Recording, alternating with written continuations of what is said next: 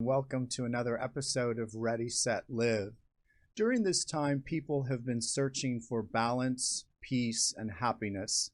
My guest today is an expert in the mind of coaching. He's an author of 6 international books. He has an international following. He's a dynamic person and authentic, Mr. Michael Neill. Welcome, Michael, to the show. It's such a pleasure to have you today. Thanks for having me. Nice to see you. You know, during this pandemic, people have either had a breakthrough or breakdown. Or both. Or both. Yeah. How about you? What have you experienced for you at this time? I would say 10% breakdown, 90% breakthrough. Okay. Like the first, when this all got real, we were in the midst of one of our big trainings that we've done for over a decade. We had all these people flying in from all over the world the week that LA shut down.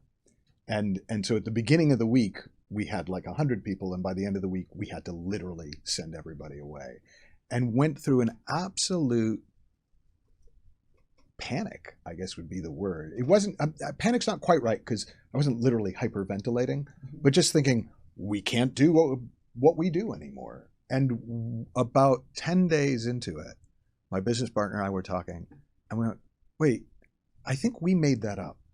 I think we made up that we can't do this anymore. And literally the next day we went back to doing what we do, and we've never had a better year. Yes. So there was a real learning there about how we create the problem. And then we sometimes are really creative about solving it, but it's easier to just not create it in the first place. Right. Did you find that there were any bad habits you acquired during this shutdown that you decided, ooh, I don't really want to do that anymore? Do you know, not that I'm aware of. In a way, I might find out when I get back to something resembling my former routine. It's been nice to not be on quite as many airplanes and in quite as many countries quite as often. But other than that, in a weird way, we had been building a business that was quarantine proof without knowing it was going to be relevant. Mm-hmm. So I've been moving towards making more and more things accessible to people online, mm-hmm. because I knew at some point I'm not going to want to travel as much as I do. Correct.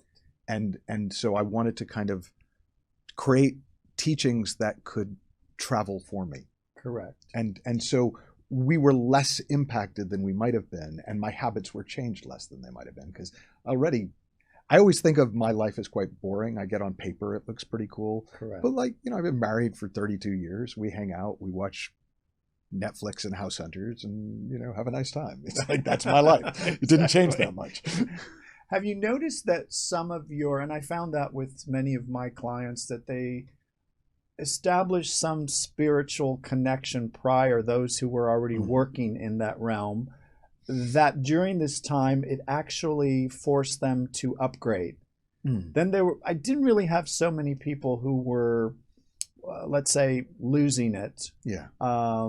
Did you find that your core was basically ready to just, because you were online, you were already finding that they were already being successful? Yeah, I found my clients, on the whole, so the people who are usually playing at a higher level to begin with, very few of them were impacted spiritually. Mm-hmm. Like, in fact, if they were, they settled down more. Mm-hmm. Like, I'm thinking of one particular client whose business was completely decimated because essentially ran co-working spaces. Correct. And co-working spaces aren't much use when you're not allowed to use them. But whereas he'd always been quite neurotic about trying to make the businesses work, there was something liberating for him about seeing it wasn't up to him. And so in a way, his approach became more, spiritual wouldn't be a terrible word for it, more taking into account we don't control the universe. And so he chilled out a lot and did come up with other ways of making the spaces work, making the business work. So it's been really interesting to watch how adaptive people are. Like, I know there are people, we get people on the courses, we get people calling into the shows where they really are struggling. But even the people who are physically struggling, I'm seeing as much of a resurgence of mental health as I am knocking it down. Yes. And I know growing up, you had suffered a bit of mental health, of anxiety and dyslexia. A skosh. Yes, a skosh. Just a tad. But talk to me about that. When did you realize, and you had some anxiety and some fears come up. What was that about? Oh, I was full on nuts. I mean, I didn't know it at the time, but no, I saw gunmen in trees. I mean, and it sounds so weird now and almost like I'm being flip about it. And I kind of am, because apparently they weren't in trees or they had terrible aim. But I just thought that's what life was. You were under constant threat and you did your best. And in me, it made me very sick, depressed, suicidal. But it didn't, in a weird way, I didn't know that wasn't normal.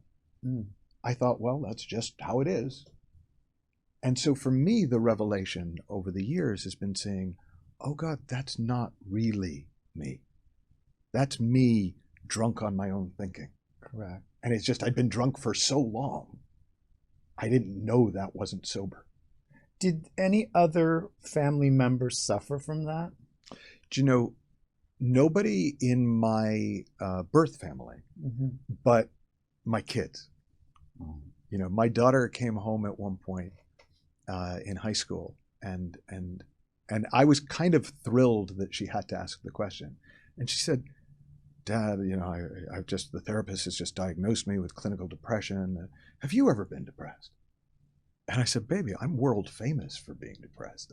I said, you born into our family, you get average height, decent looks, a good sense of humor, and depression. It's just, you know, there was something very comforting for her about getting, okay, it's not a death sentence. It's not permanent. It's not your fault.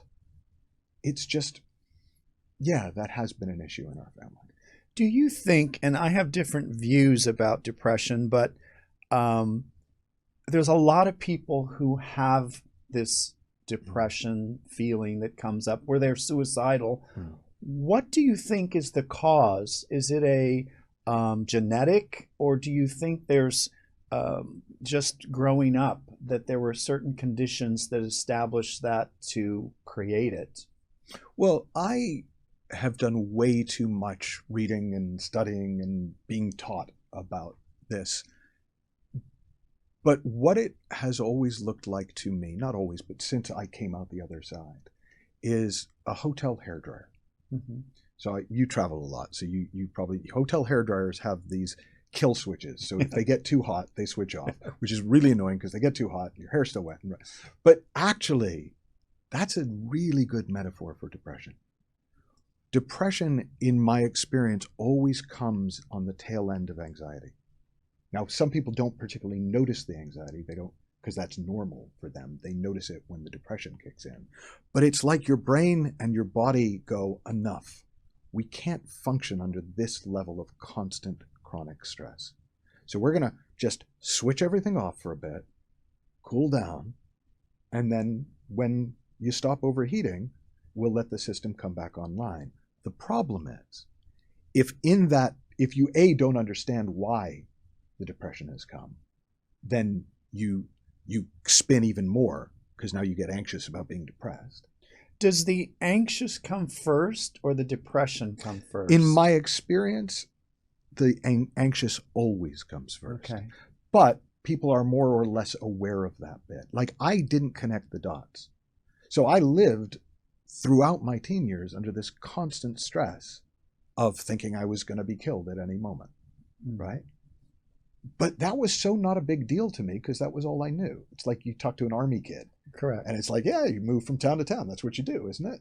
Right? They don't think it's weird. Correct. I didn't think it was weird to be that anxious all the time. So I didn't connect it to the depression.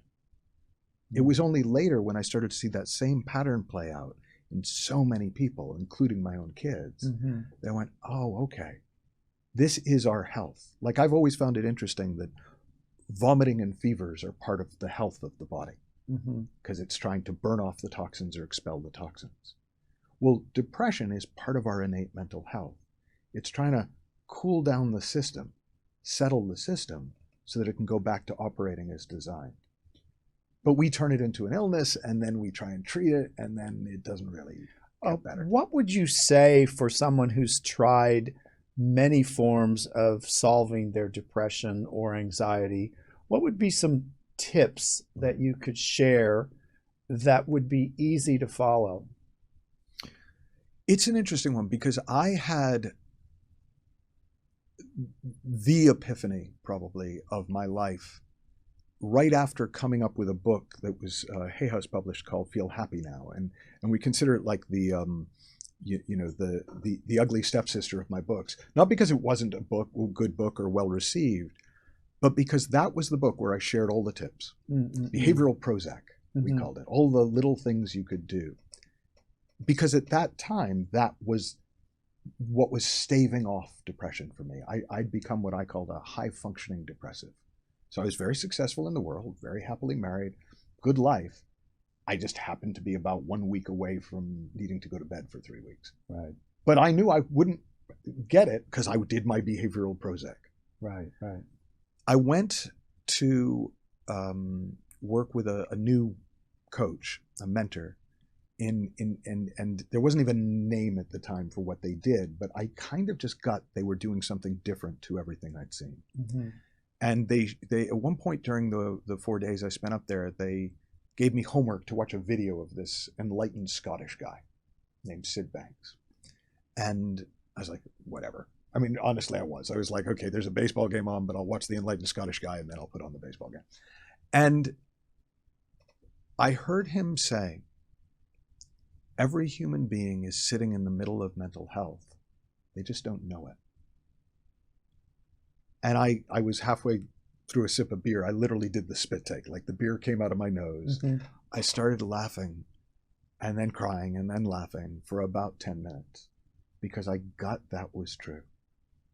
I really, there was nothing wrong with me, but I really, really, really thought there was. And so suddenly all these techniques to make it better felt like putting ice in soup that was boiling over. It'll stop it from boiling over, but really it just waters down the soup. Do you think that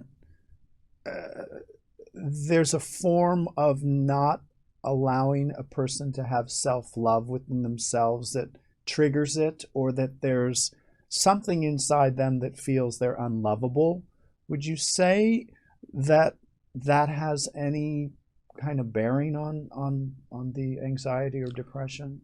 Well, it can do to the extent that takes up a lot of headspace.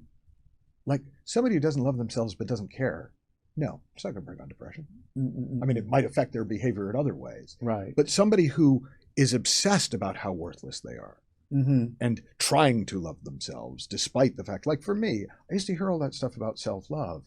And I remember thinking, okay, sure, I'll love the worthless piece of shit. I can do it. Like, in other words, it was like, it was an exercise. Correct. I knew I was a worthless piece of shit, but if you want me to love him, okay.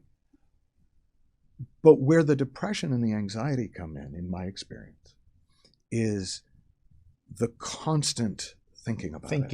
And thinking. Overthinking. And yeah, so that's what anxiety is. Like if you think of one of the metaphors I have in, I can't remember which book, I think it's in the Inside Out Revolution, but it's, here's one we prepared earlier, but there's a metaphor of, like on a sports car, you have a tachometer. Correct. The RPM, the revs per minute, revolutions per minute.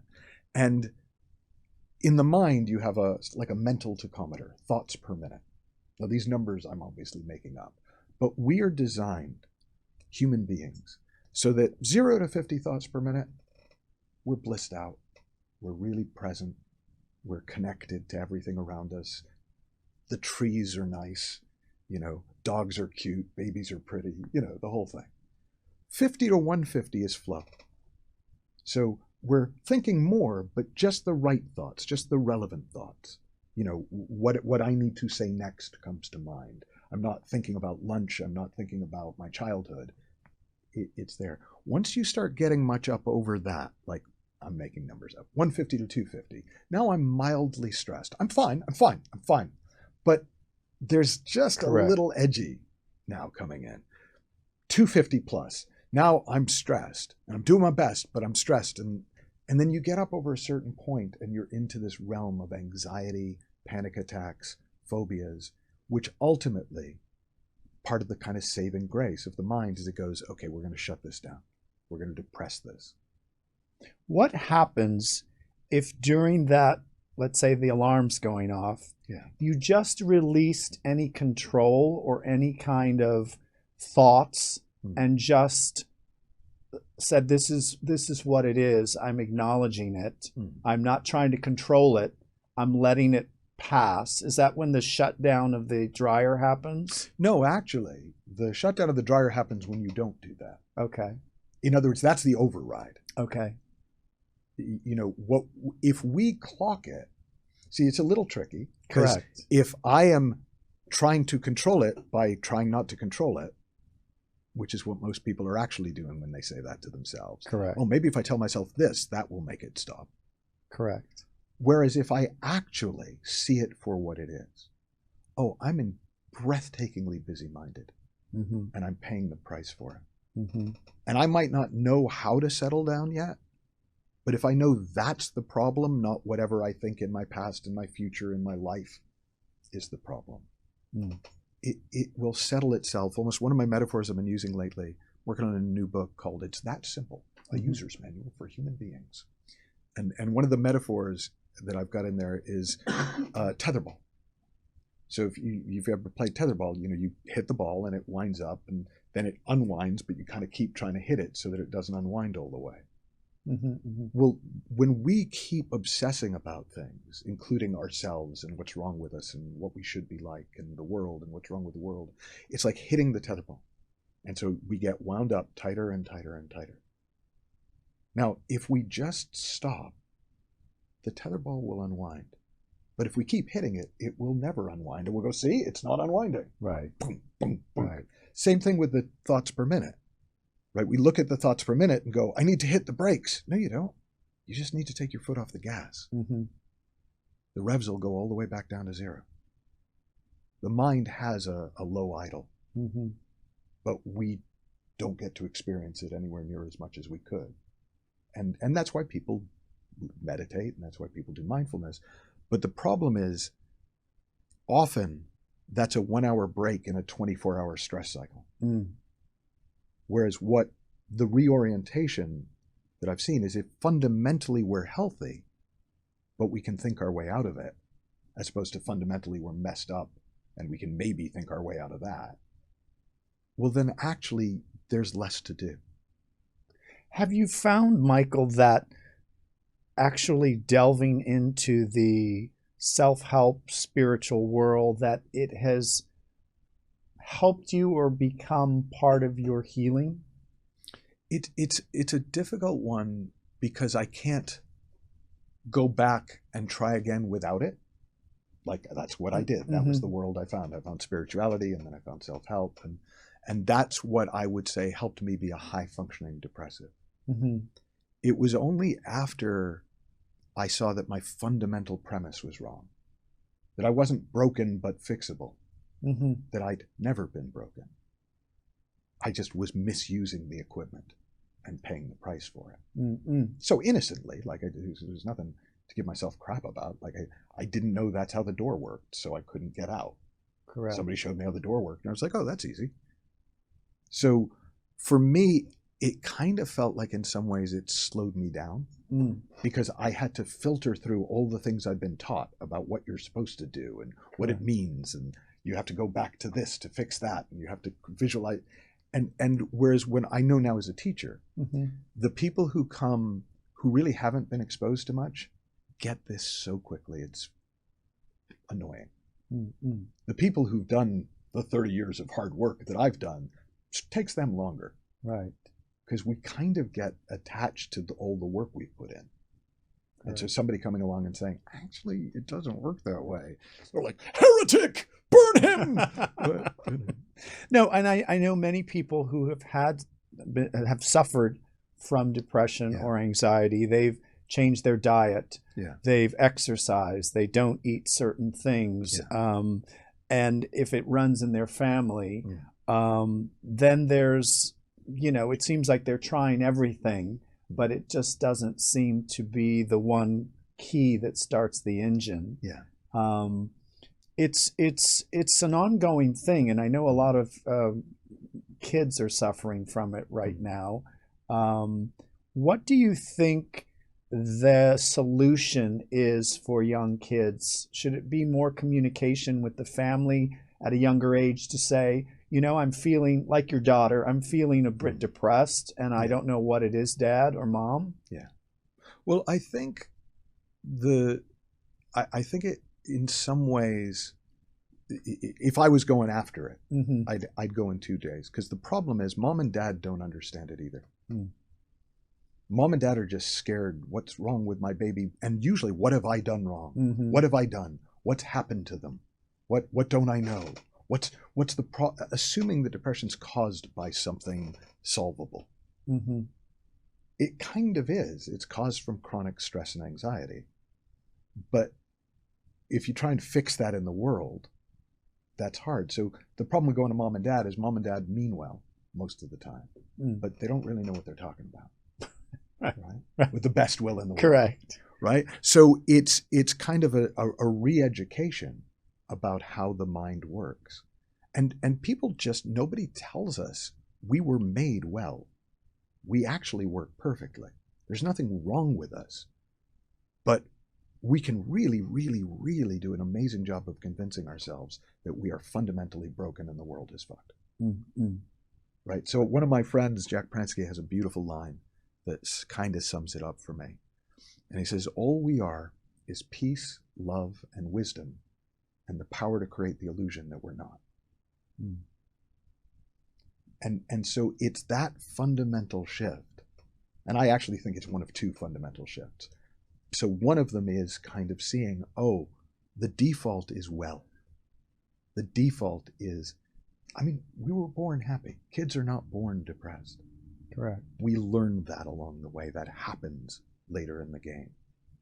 Well, I think as adults and as we grow up looking at having to keep up with the Joneses, or I need to be at this age, this successful, we sometimes look outside ourselves to find happiness. And I think the key is really to become that already, but people go, well, how do I become happy? I thought this was going to make me happy. I thought the brand new house. I thought so. I think the bottom line is, though, really that love is really all there is at the end of the day. So if you can learn to accept that love and become love, I believe that is the start of the catalyst to, let's say, heal on some level. Talk to me about love. What is your, when I say the word, what does love mean to you? Well, what came to mind when you were saying that just now was love is the hot tub of the universe, right? To be in love is just to slip into the hot tub. So I can be in love with you. I can be in love with anyone who gets in the hot tub with me. I can be in love with the whole world. It's independent of any circumstance, independent of anything. But if I'm not in it, or if I go in but I'm fully clothed and I promise myself not to enjoy it or pay attention, it's easy not to notice that I'm soaking in it. And then I start looking for it outside me. And you very, I think, kindly to us human beings said sometimes people look outside themselves. And if by sometimes you mean 99.9999999% of the time, I agree with you. Right? It's like, I remember actually a friend of mine who knew Sid Banks had died by the time I kind of came along to his teachings, but somebody I know who spent a lot of time studying with him said, Sid once said to them, I always tell people it's inside them, but they never listen. So I think that's the thing, is we can't find it outside us because it isn't there. But we can think we found it outside us because suddenly our conditions for willingness to sink into the hot tub are met. And we think, aha, see, it worked. Yeah, but it would have worked if you got in the hot tub when everything was wrong. Correct. What has been your biggest challenge so far? got to be suicide or taxes. I mean, no, I think for me, it really is a tale of two halves. Play in two acts.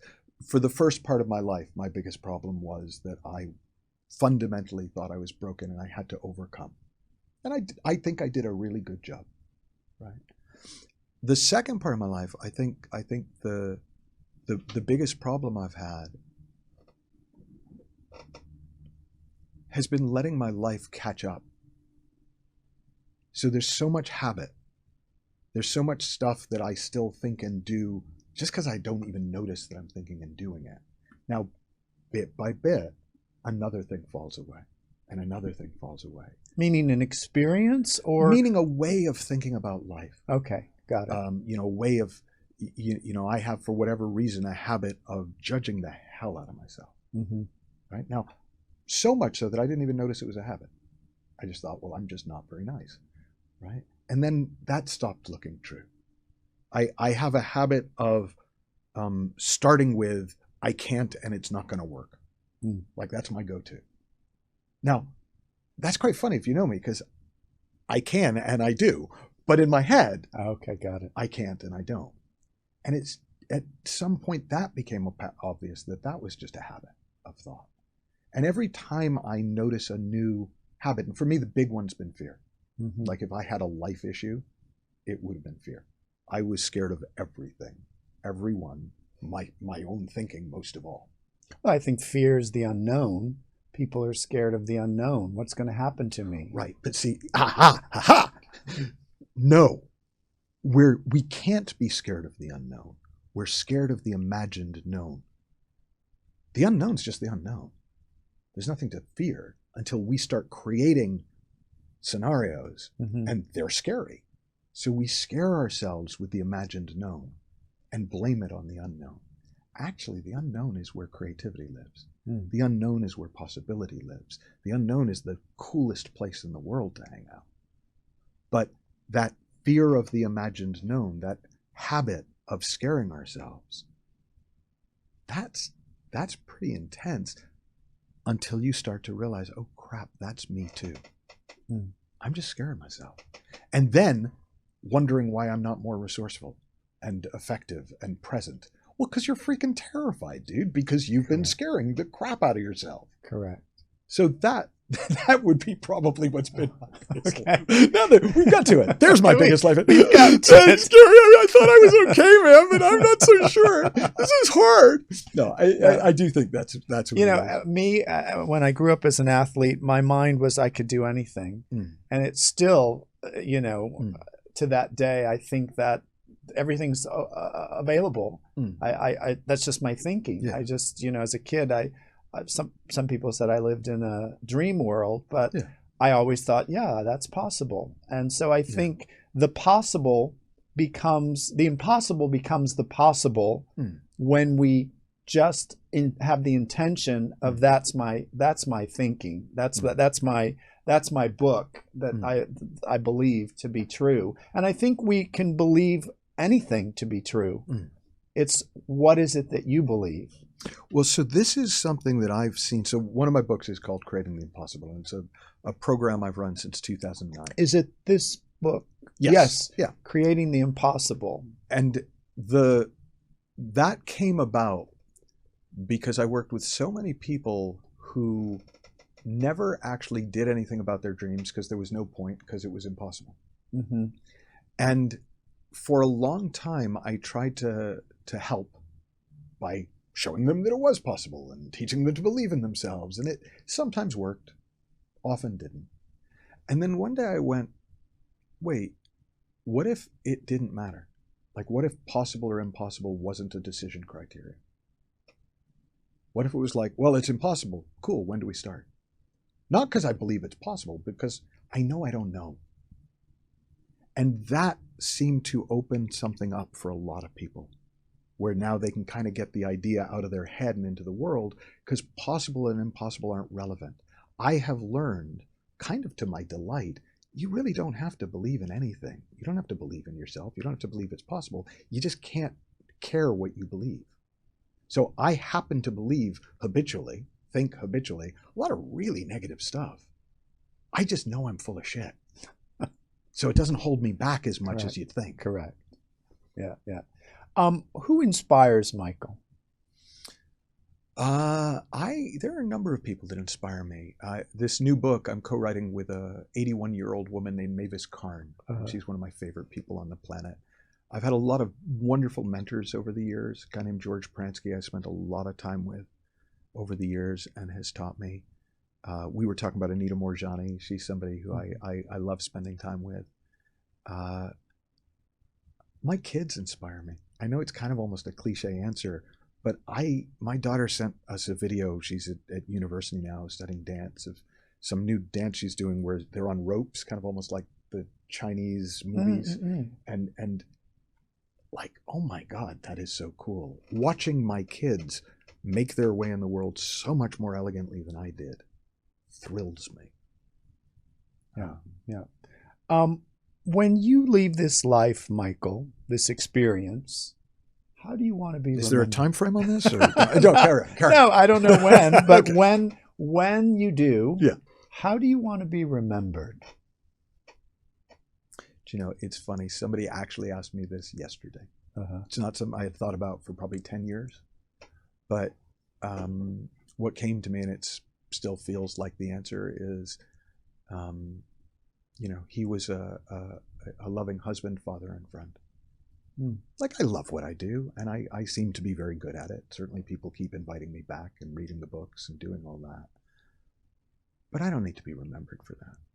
Right. Well, I think kindness and just loving is what's important, Yeah. Now, your programs are all on michaelneill.org, and the books are all available on Amazon. Yeah. And you have this incredible podcast called Caffeine for the Soul. And if they're interested in this program, what is the program called? The online program? Well, there really are several. Too many to mention, because but what we've been doing very deliberately is kind of taking things that we've done again and again and again with live groups and turning them into sort of self-study programs. So we now have a whole range of self-study programs, so that you can take on if you want to explore fear, if you want to explore relationships, if you want to explore money, if you want to explore writing, if you want to explore coaching, if you want, so all of the areas where I've spent a lot of time working with people, there are programs for. And then there's also for people who do want to interact and get into it. I mean, it's kind of wild. Since the pandemic, we now average 500-600 people on a program, which is amazing. That's great. It's really cool. But they somehow feel intimate because just of the nature of Zoom and the nature of this conversation. Correct. So I'm kind of enjoying the heck out of trying new ways of showing people what. My daughter traveled with me. So my daughter struggled in school, and particularly in high school. And so at one point we just pulled her out, and she homeschooled but traveled with me because I was all over the world and I couldn't be there. And I made a deal with her. I said, look, you don't have to listen to a word I say. You don't have to. I said, but I want you to help me set up in the morning and take things down in the evening. She was like, fine. So one day she puts an extra chair down for a small group. And I'm like, I didn't say anything. And then she sat down in the chair and she joined the group for 3 days. And I realized, oh, she started listening. And she said to me during that tour, she said, Dad, does anybody else notice that no matter what the subject, you always say pretty much the same thing? And I laughed and I said, I suspect they do, but nobody minds, because it doesn't matter what door you walk through to love, to the deeper self. Like, so the books, deliberately, Creating the Impossible is a practical doorway to an infinite truth. The Space Within is a spiritual doorway to an infinite truth. The Inside Out Revolution is a philosophical, psychological doorway to an infinite truth. Supercoach is a personal doorway to an impersonal truth. Correct. And for me, it doesn't really matter what door you walk in through. Correct. Wow. You really want to hang out in the room. Well, Michael, thank you so much for coming in studio with me today. And it's such a pleasure to see you after all these years.